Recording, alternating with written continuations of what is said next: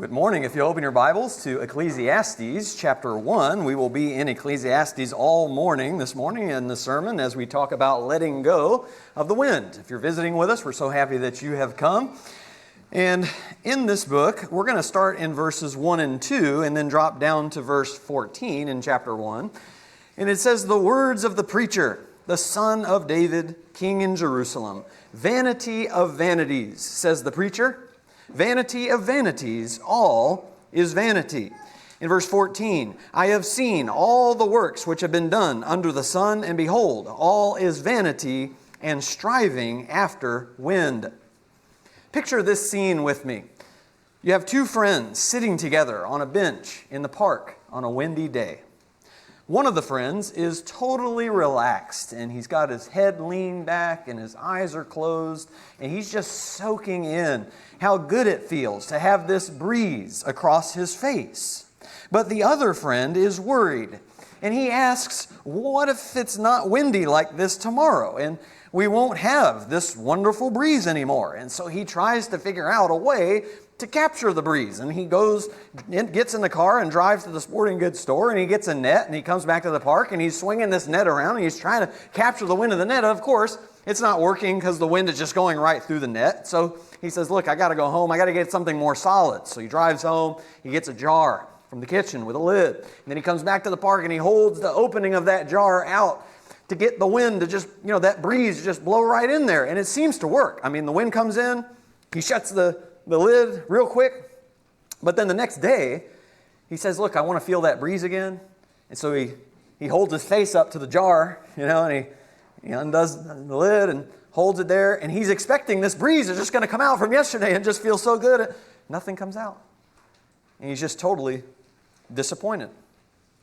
So now he decides, I'm going to learn everything I can about wind patterns so I can track down all the spots where I know there's going to be a breeze so that I never have to be without one again. And so he does. He cracks the books and he goes online and he learns how wind works and how it's based on differences in temperature and pressure in the atmosphere and how it blows differently in the mountains and the valleys and the coastlands based on the time of day it changes. And he even uses real-time wind apps on his phone. But he finds a couple problems with his plan. Number one, he's working so hard and he has to travel such long distances to find these breezes that by the time he finds them, the breezes never last long enough for him to think it's worth the effort. And then the second problem is, as much knowledge as he has, the wind is still so unpredictable that sometimes when he gets there, it turns out the weather apps were wrong. And there is no breeze, and he's even more disappointed. Now here's my question. Which friend was actually able to enjoy the wind? The answer is obvious, okay? It was the friend who enjoyed the breeze while it lasted and didn't try to hold on to it forever, or weary himself with understanding the wind and why the wind was blowing in this particular spot and where that wind came from and where that wind was going to be going next. No, he was able to just enjoy the breeze in the moment. But in contrast, turn over to Ecclesiastes 5, because in contrast, here's what it was like for the other friend. In Ecclesiastes 5, and we'll read the first part of 16 later, okay, but let's just start in the middle of verse 16. He asks, what is the advantage to him who toils for the wind? Throughout his life, he eats in darkness with great vexation, sickness, and anger. Those who chase the wind are filled with frustration. He uses the word vexation, which is a combination of annoyance and worry. They're filled with anger and darkness and despair. Chasing the wind destroys our peace and our ability to enjoy the cool breezes when they come, because we cannot predict the wind and we never really understand where it comes from or where it's going, and we cannot hold on to it forever. And it's easy for us to hear that illustration and to nod our heads in agreement because it makes sense when we're talking about the wind. But the book of Ecclesiastes says something very shocking. Earthly life, this earthly life, is just like the wind. And if we spend our lives chasing it and trying to hold on to it forever and find long-lasting satisfaction, it will destroy us. In verse 1, Ecclesiastes 1:1, the word for preacher means one who gathers an assembly together to teach them something. So some translations will call him a teacher. Now the Greek word for one who gathers an assembly together is ecclesiastou.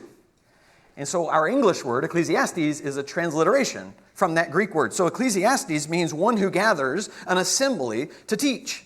And I believe the teacher referred to in this book is Solomon. And the author who put the book together, because there's Solomon, but then there's also the author who actually compiled this book and put it together. We'll talk about this later in daily Bible reading this year. But he's collected Solomon's teachings together, and he's telling us to gather around and listen to what Solomon has to teach us about life. And if you know anything about Solomon, it should really get your attention. You should realize, no, okay, this is somebody I really should listen to in terms of his understanding about the experiences of life. Because there is no one who was wiser than Solomon. He was the wisest, he was the richest, and the most powerful man in the world. There is no one who has lived life more to the fullest.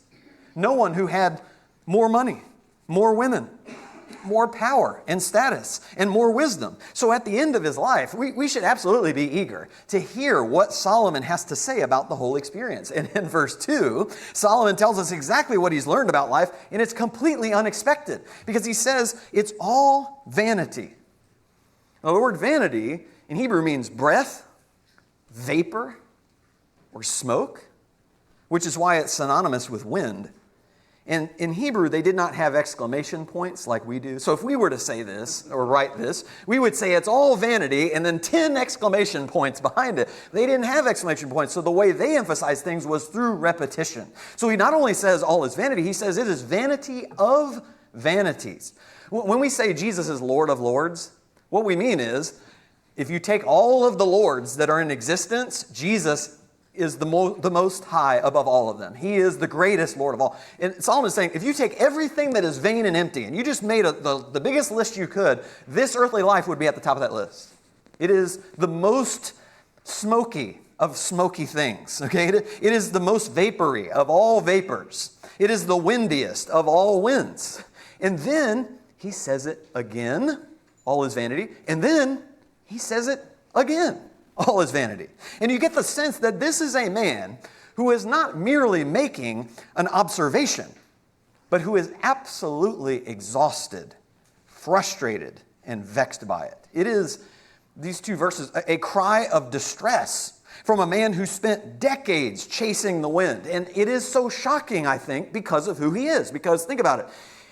If this book were written by a poor man who had absolutely nothing, and, he just was really sick and just had like a series of unfortunate events in his life, you could understand that he would say all is vanity. But Solomon was the king here. He was a man, who literally had it all in life. The guy had an ape collection. I mean, when you read the list of all the things he had, the guy had a collection of apes. I mean, he's collecting treasures from all over the world. He has things you could not even imagine, exotic zoos and buildings and, 700 women that he's sleeping with. And he has everything. And even he says it's all just wind. And so the million-dollar question is, why in the world would he say that? Well, in this book, he gives us 5 reasons life is like the wind. And just a heads up, it's pretty depressing. But it's the truth. And this book was written to help us acknowledge and to accept this truth. And I think, actually, this book does a really good job of validating us. Because these are all things that we've thought and we've felt. And maybe we felt like we're unholy for thinking these things. But actually, Ecclesiastes says you're not unholy. You're just a human and you have eyes. And you are seeing the reality on the ground. And so he says, these are 5 reasons life is like the wind. Number 1, life is temporary and I can't keep it. Look with me in Ecclesiastes 3, and I won't have any of these written out on the screen. I'll just have the verse references because we'll just be in Ecclesiastes the whole time. Chapter 3, listen to what he says in verses 19 and 20. Chapter 3, 19 and 20. For the fate of the sons of men and the fate of beasts is the same. As one dies, so dies the other. Indeed, they all have the same breath, And there is no advantage for man over beast, for all is vanity. All go to the same place, all came from the dust, and all return to the dust. So Solomon is looking at his ape collection, and he's seeing that his apes are dying, but then he's also seeing human beings are dying, and so how are we any better, really, in the end? The main reason life is like the wind in Ecclesiastes, and the reason we can't keep it forever is because of death. Death is the great equalizer and also the great ruiner of the enjoyable things in life because they're only temporary. One of my dad's favorite sayings is, life is short, then you die. And, because he's not a Christian, I really had a problem with that. I thought, well, that's his ungodly worldview for you. And until I realized, what? That's what the Bible teaches too. That's not an ungodly worldview. That's the truth. And that's what Solomon is saying here in Ecclesiastes. And of course, when we're young, we think, what do you mean life is short? We got 80, 90 years. That's like forever. Well, number one, we're not guaranteed those 80 or 90 years. Jesus only lived to be 33. And there are people who die even long before 33. And then, the other thing is, if you go and talk to somebody who actually is in their 80s or their 90s, and you ask them if they think like this has just felt like forever, I guarantee you they'll say, actually, it seemed like only a moment. That 90 years felt like a passing breeze. And they'll tell you, every good experience they had in life was too short. And all the possessions they've accumulated over the years cannot be taken with them in the end. Look in Ecclesiastes 5 with me. Ecclesiastes 5, verses 15 and 16. I told you we would read the first part of 16 again. Look at verse 15. As he had come naked from his mother's womb, so will he return as he came. He will take nothing from the fruit of his labor that he can carry in his hand. This also is a grievous evil. Exactly as a man is born, thus will he die. So what is the advantage to him who toils for the wind? Just like wind, you cannot put this life or any of the experiences or possessions in this life in a jar and keep them forever. It all passes by like a temporary breeze and then it's over. Secondly, life is unpredictable and I can't control it. Look in Ecclesiastes 2 with me. Ecclesiastes 2, verses 18 and 19. He says, "Thus I hated all the fruit of my labor, for which I had labored under the sun. For I must leave it to the man who will come after me. And who knows whether he will be a wise man or a fool? Yet he will have control over all the fruit of my labor, for which I have labored by acting wisely under the sun. This too is vanity." The question here, who knows, is kind of a theme throughout Ecclesiastes, because no one can predict the future. Who knows, he says, whether the people who end up with my money after I die will be wise and do good things with it, or we will be a fool and just blow it on frivolous things. Look in Ecclesiastes 5, verses 13 and 14. Ecclesiastes 5, verses 13 and 14. "There is a grievous evil which I have seen under the sun, riches being hoarded by their owner to his hurt. Because when those riches were lost through a bad investment, and he had fathered a son, then there was nothing to support him." Here's a guy who thought he could control life by saving all of his money. That way he could be nice and safe and secure. But then it turns out his money wasn't safe and he lost it all.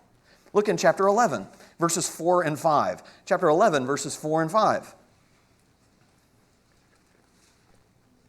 "He who watches the wind will not sow, and he who looks at the clouds will not reap.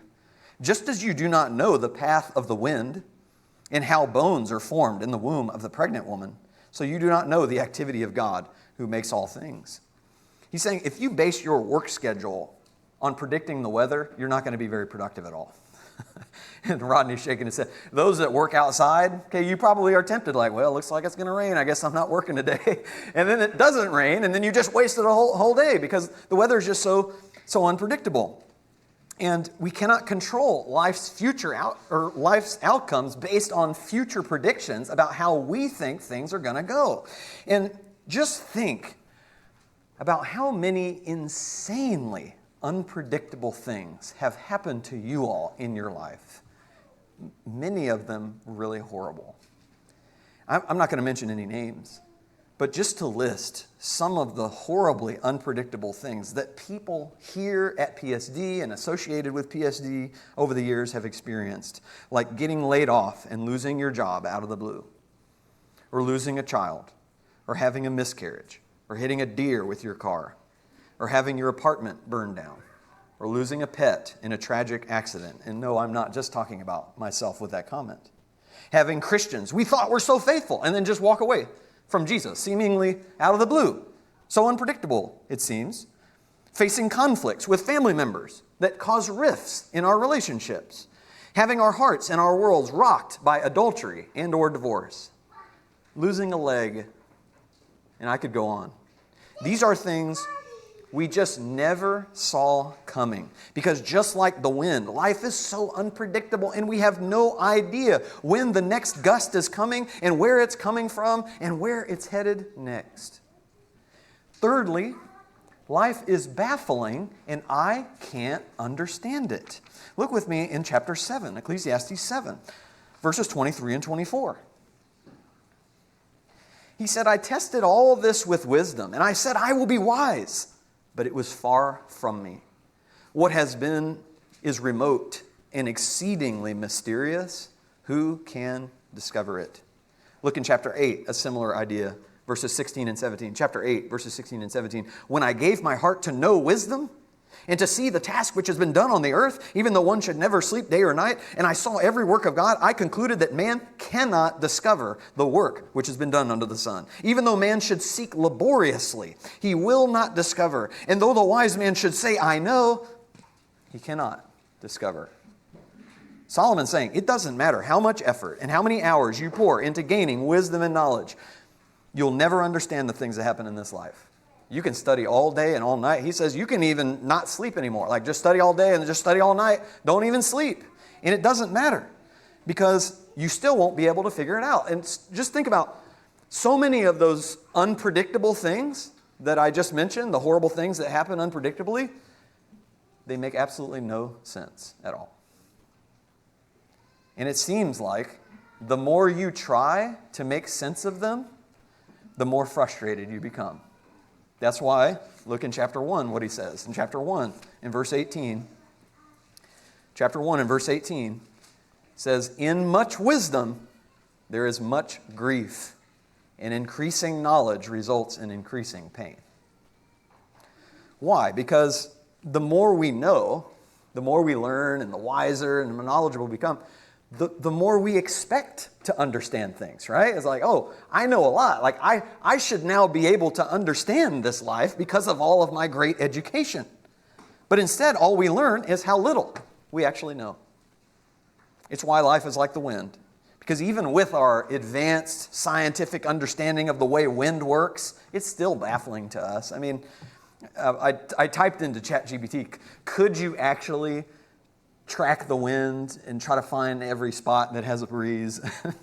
And AI says, look, we've got a lot of tools, okay, and you can track storms, but it's going to be almost impossible to track a breeze. That's just not going to work. You can't do it. You can try, but the point is, it's too unpredictable. Okay, wind is invisible. We can't see the wind at all, and the wind is based on like dozens of other factors that a lot of them are invisible too. And then we can't predict it because sometimes the wind changes with no rhyme or reason at all. And that's the way life is too. Number 4, life is broken and unfair. And I can't fix it. Look in chapter 1 and verse 15. Chapter 1 and verse 15. What is crooked cannot be straightened, and what is lacking cannot be counted. There are so many crooked things about this world, like evil and injustice. Okay, they're bent, and you want desperately to straighten them out so that they're not bent or crooked anymore, but you can't.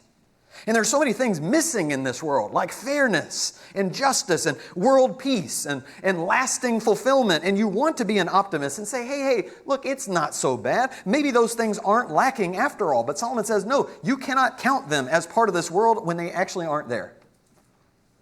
Look in chapter 4, verses 1 through 3. Chapter 4, verses 1 through 3. He says that I looked again at all the acts of oppression which were being done under the sun, and behold, I saw the tears of the oppressed. and that they had no one to comfort them. And on the side of their oppressors was power, but they had no one to comfort them. So I congratulated the dead who are already dead, more than the living who are still living. But better off than both of them is the one who has never existed, who has never seen the evil activity that is done under the sun. Even as the king, Solomon has no delusions that he can somehow fix all the oppression on the earth. He knows it'll always be part of this life, to the point where he says sometimes people who are dead have it better than those who are living, because those who are alive are in a constant state of suffering in this broken, unfair world. Look in chapter 7 and verse 15. Chapter 7 and verse 15. He says, I have seen everything during my lifetime of futility. There is a righteous man who perishes in his righteousness, and there is a wicked man who prolongs his life in his wickedness. Billy Joel's song from the 70s made popular the phrase, only the good die young. Now, I don't know if Billy knew this, but Solomon said that first. Okay, he's lamenting here, okay, how unfair it is and broken that some of the best, kindest, most salt of the earth people, they die early in some tragic and unexpected way. But then some of the most evil, twisted, sadistic people in the world, like they live long and prosperous lives. This is why life is like the wind, because wind can also be incredibly destructive in the forms of hurricanes and tornadoes. And that can cause the deaths of even some righteous people who we would say don't deserve to die in a tornado or in a hurricane. And as desperately as we want to fix this world so that there are no more hurricanes or tornadoes or evil or oppression or injustice, there's nothing we can do to fix it. And then finally, the fifth reason is that life is on repeat, and I can't change it. Look in chapter 1. Chapter 1. We'll have a little bit longer reading here because we'll just have the one reading. Look in verses 3 through 9. He says, what advantage does man have in all his work which he does under the sun? A generation goes, and a generation comes, but the earth remains forever. Also the sun rises and the sun sets, and hastening to its place, it rises there again. Blowing toward the south, then turning toward the north, the wind continues swirling along, and on its circular courses the wind returns. All the rivers flow into the sea, yet the sea is not full. To the place where the rivers flow, there they flow again. All things are wearisome.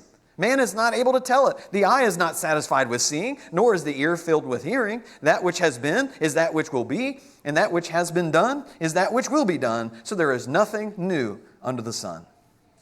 Life is a cycle that repeats every day. The sun comes up, the sun goes down. The wind blows south, the wind blows north. The rivers flow into the sea, and then the waters evaporate up into the clouds, and then the clouds drop rain again on the rivers, and then the rivers flow again into the sea. And on it goes. It never ends. Interestingly, when the sun goes down, it kind of gives the illusion that the sun is sleeping when we are. You know, that's nice, like the sun gets a little bit of a break. But actually, the sun doesn't get a break because as soon as it sets for us, it has to sprint over to the other side of the world and then rise for them and get back to work for them. Now, I'm actually getting this illustration from Solomon because the word hastening there in verse 5 about the sun literally means panting. So he's saying the sun is exhausted and is completely out of breath because it's on a never-ending circuit. And we feel the same way about our own lives too. We're all hastening. We're all panting and exhausted. We wake up and we have breakfast and we brush our teeth and we take a shower and we go to work and we come home and we eat dinner and we spend time with the kids and then we go to bed and then we wake up the next day and we repeat that again for 80 years and then we die. That's just how it is. It's exhausting. We're panting. And then when we die, okay, the cycle just goes on without us. And the next generation won't even remember who we are because they'll be too busy hastening and being stuck in the same cycle that we were stuck in. Now, of course, we try to change it. We try to switch it up, And I love it. One author, I can't take credit for this too good. He said, the employers will say, hey, it's Hawaiian shirt day on Friday. And that's supposed to break the cycle of life. We're supposed to all just feel, great, this is something new and exciting. And it's not, because then Monday comes and now you got to put your old uniform back on. Or you go on vacation. And again, the vacation, yeah, it does mix things up. It changes a little bit, but then it's right back to the cycle again. And you just can't escape it. Here's what we also try to do to change it, and like, we're really going to break the cycle this time. We make these amazing inventions. And they really are great. We've got iPhones, and we've got AI, and we've got rockets, right, to take us to Mars. It's incredible. Okay, but really what we're going to find out is if we ever end up colonizing Mars, we're going to get to Mars. And now, I don't know what planet it would be that would be exhausted, what you're looking at with Mars, but basically on Mars, you're going to be still stuck in the same cycle. Nothing changes there either. In the bulletin, I shared a great excerpt with you from an Ecclesiastes commentary where the author compares us to Bill Murray's character in Groundhog Day, where he has to wake up and live the same day, February 2nd, 1993, every day for 30 years. And what his character goes through in that movie emotionally and what he tries to do to break free from it, but he can't. And all that, it's a perfect illustration of what Solomon describes and what we go through in this life. So I gave you more detail on that in the bulletin. But like Bill Murray's character in that movie, Solomon in Ecclesiastes, he shares with us his strategy. Okay, he didn't try the Hawaiian shirt thing. Okay, he knew that wasn't going to work. Okay, but he shares various ways he tried to break free from the repetitive, empty, wind-like cycle of this life and to maybe find some lasting fulfillment that he could hang on to. And so he filled his days with more pleasure than anyone could possibly imagine. But then what he realized is the pleasure always comes to an end. And he also realized it is really odd about this life, is that if you experience too much pleasure, it actually becomes unpleasant. And you feel bored by it, you get tired of it, you feel like, I should probably be doing something better with my time. You're not even satisfied when you're having pleasure, at least not for long. And that's what he finds. He also tried to grab hold of the wind, and by pouring himself into his work and his career, and by amassing more riches and more women and more knowledge than anyone in the world, and no matter what he did to try to capture the wind of life and put it in a jar so he could enjoy it forever, he couldn't do it. And the harder he tried, the more miserable he became. And that's what I think is so amazing about passages that you find in this book. Because throughout this book, there are 7 sections where he tells us the only solution is to enjoy life, which seems like a total paradox and contradiction to everything he's been saying. Because he spends so long talking about the misery of life's vanity, and yet now he's saying, just enjoy it. So look at some examples. We won't look at all 7, but look in chapter 3, verses 12 and 13. Chapter 3, verses 12 and 13. He says, I know that there is nothing better for them to rejoice and to do good in one's lifetime. Moreover, that every man who eats and drinks sees good in all his labor. It is the gift of God. Drop down to verse 22. I have seen that nothing is better than that man should be happy in his activities, for that is his lot. For who will bring him to see what will occur after him? Look in chapter 8 and verse 15. Chapter 8 and verse 15. Similar idea. So I commended pleasure, for there is nothing good for a man under the sun except to eat and to drink and to be merry. And this will stand by him in his toils throughout the days of his life, which God has given him under the sun. One more, chapter 9, verse 9. He says, enjoy life with the woman whom you love all the days of your fleeting life, which God has given to you under the sun. For this is your reward in life, and in your toil in which you have labored under the sun. Now, the question, of course, is, how in the world can we enjoy life if we can't keep it, control it, understand it, fix it, or change it? How can we enjoy life when it's so much like the wind? Well, the answer is at the very end of the book, in chapter 12, verses 13 and 14. He says the conclusion, when all has been heard, is, fear God and keep His commandments, because this applies to every person. For God will bring every act to judgment, everything which is hidden, whether it is good or evil. So Solomon is saying the solution is to enjoy life by obeying God. Now, I used to think He was saying, look, if you fear God and you keep His commandments, well, then life won't be like the wind anymore. But that's not true. Solomon was a believer in God, and yet it was still wind for him. As Christians, we have a relationship with Jesus. It's amazing. But we still can't keep, control, understand, fix, or change the repeat cycle of this earthly life. This earthly life under the sun is still wind. But here is the crucial difference between believing in God and not. For those who believe in God, life is still wind, but we are letting it go, and we are not chasing it anymore. And that is the only path to peace and to true enjoyment of the good gifts of God in this life. It is the way we become like the friend in the park on that breezy day who can just relax and lean their head back and just enjoy the breeze on our faces when it comes. He's not striving. He can enjoy it because he's not striving to keep the wind.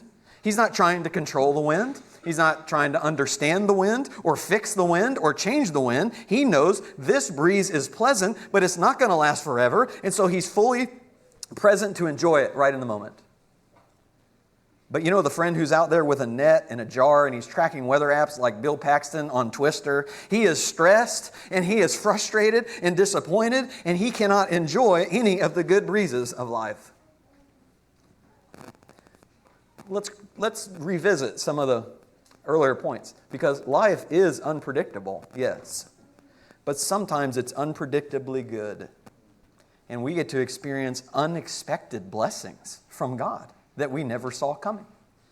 Life is broken and unfair, but sometimes that unfairness actually works in our favor, and good things happen to us that we don't deserve at all, and those are gifts from God to be enjoyed and to thank Him for. Life is on repeat, yes, but there are a lot of good things on repeat, like delicious meals and morning coffee and the beauty of the sunrise and the sunset and the beauty of your wife and the joy of sex. And Solomon is telling us, when we believe in God, we can fully enjoy all of those things because we are no longer deluding ourselves into thinking we can keep them forever or that they are what is most important. But see, here's the tragedy. For those who don't believe in God or don't think God matters, they have to strive after the wind because the wind is all they have. They have to try to make things in this earthly life last forever because this earthly life is all there is for them. Unbelievers spend their whole lives trying to keep and control and understand and fix and change this life, and they don't realize they're going to end up completely disappointed in the end, and they're going to say exactly what Solomon did, vanity of vanities, all is vanity, and striving after the wind. You know, we talked last week about the slavery of lies. And if we believe the lie that there is no God or that God doesn't matter or that we can actually capture the wind of this life, we will be slaves to chasing the wind our whole life. And our whole life will be vain and empty and futile. And even though the truth in Ecclesiastes is kind of depressing and it's kind of hard to hear, it actually sets us free and gives us true joy. How, though? Well, because believers don't have to hold on to this earthly life so tightly because we know there's an eternal life after this one. We don't have to control this life because we know God is in control. We don't have to understand this life because we know God understands every part of it and is working every part of it toward good in His purposes. We don't have to fix this life because we know God is the one, in the end, who will fix it all. And to bring all the injustices to judgment and all the bad things, He will make right. And we don't have to try to keep this life because God is going to give us a life that we can keep forever in the end. God sets us free to let go of the wind so the bad gusts in life don't destroy our hearts and the good breezes in life bring us joy. Let me finish with this shocking truth. There are hints about this in Ecclesiastes, but Paul says it explicitly. God made this earthly life like wind on purpose as part of the curse for our sin.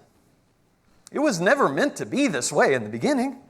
But because of our sin, God purposely made this earthly life like a giant hamster wheel that would absolutely wear us out and frustrate us and realize no matter what we do, we can't break the cycle and we can't stop death and we can't hold on to anything here forever and we can't understand any of it. Why would He do that though? Well, Paul says, and this will be our last passage in Romans 8, for the anxious longing of creation waits eagerly for the revealing of the sons of God. The revealing of the sons of God is a reference to the resurrection in the end. For the creation was subjected to futility or vanity, not willingly, but because of God who subjected it, in hope that the creation itself also one day would be set free from its slavery to corruption into the freedom of the glory of the children of God. God turned this world to wind in the hope that we would long for the day when we could be set free from it all in the resurrection and in the restoration of all things. God used the vanity of this world not just as a punishment for our sin, but to show us how frustratingly impossible it is to try to find lasting fulfillment in this life without Him. He wanted us to see that our only true and lasting fulfillment is found in Him. And I usually don't have points this long in the bulletin or on the PowerPoint, but I just really wanted to say this last part in a very specific way, in a comprehensive way. And actually on your outline, I ran out of room at the bottom. But on your outline, the part that's blank in the bottom right corner, there are actually 2 blanks there that you'll be able to fill in at the very end of this statement. But this is the conclusion. This is what I really want us to see at the end. When we find our fulfillment in Him, we can finally let go of the wind.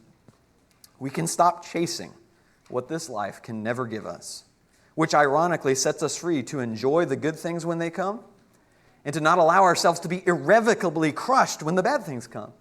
And we can be content in any circumstance and live in hope that the best things are yet to come in the next life where everything is forever and nothing good ever blows away. You can believe in God this morning. And life is still going to be wind for you, but you're actually going to have such a deeper perspective and an understanding and a hope in a life beyond this one. And Jesus died on a cross to give you that life. Jesus said, you know what? I'm going to step into history. I'm going to leave heaven where nothing is vain or futile, and I'm going to live this earthly, vain, futile life that's totally broken and unfair. And I'm going to take all that brokenness and unfairness and unpredictability and all the things that are terrible about the curse of sin in this world. Jesus says, I'm going to take that into myself and I'm going to bear it on the cross so that when I resurrect from the dead, I can then give you hope that this life did not defeat me and that there is a life beyond the sun. And you can have that hope this morning if you'll believe in Jesus and be baptized into Him. And if you've done that already, but you've wandered off, just realize, at the end of your life, whatever it is you're chasing now instead of God, you're just going to say, that wasn't worth it. That was really dumb. And now I'm lost forever. Don't be that person. Don't let that happen to you. Put your faith in the only thing that really matters and has lasting value, and that is Jesus Christ, our Lord. If we can help you in any way to do that this morning, come forward. Let us know how. Always stand and sing.